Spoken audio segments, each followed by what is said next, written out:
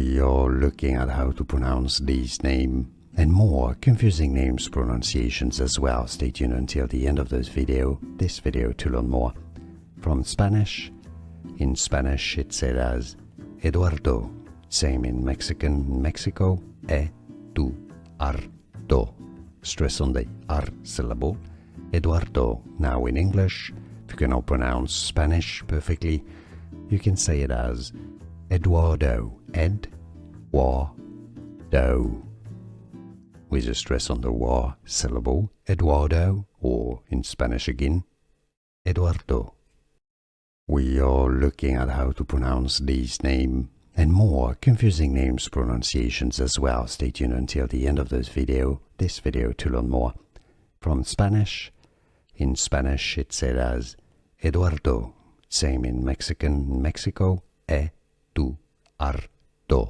Stress on the R syllable, Eduardo. Now in English, if you cannot pronounce Spanish perfectly, you can say it as Eduardo, Ed-wa-do.